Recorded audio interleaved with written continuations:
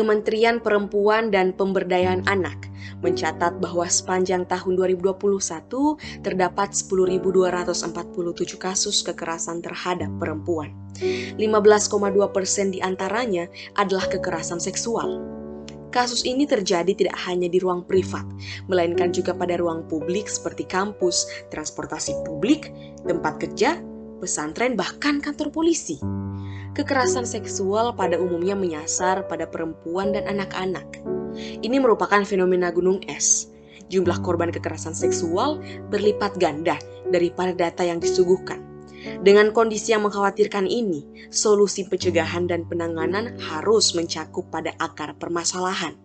Namun, regulasi yang ada saat ini gagal untuk melindungi perempuan dan anak-anak dari kekerasan seksual.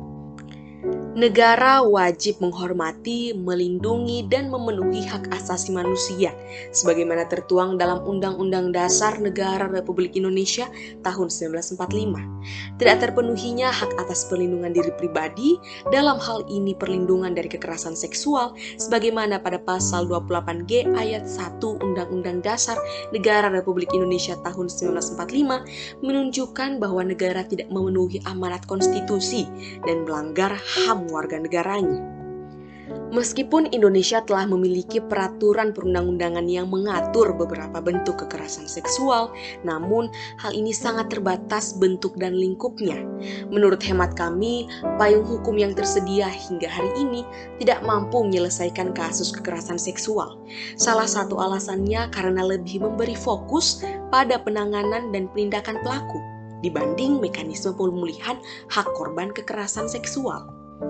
Sampai hari ini, tidak ada tempat aman bagi perempuan dan anak-anak dari ancaman kekerasan seksual di Indonesia. Situasi darurat kekerasan seksual ini membutuhkan peran negara untuk membentuk regulasi, pencegahan, dan penanganan yang dapat menjawab akar permasalahan serta kebutuhan korban kasus kekerasan seksual. Regulasi tersebut wajib berbentuk undang-undang. Salah satu alasannya karena proses pembentukan undang-undang melibatkan DPR sebagai representasi suara rakyat.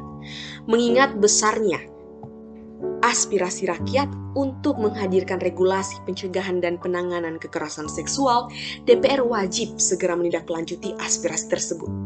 Kami, BEM Sekolah Tinggi Hukum Indonesia Jentera, bersama dengan masyarakat sipil lainnya, turut mendesak DPR dan pemerintah segera mengesahkan rancangan Undang-Undang Tindak Pidana Kekerasan Seksual. Korban bukan sekadar angka. RUU TPKS wajib dikawal.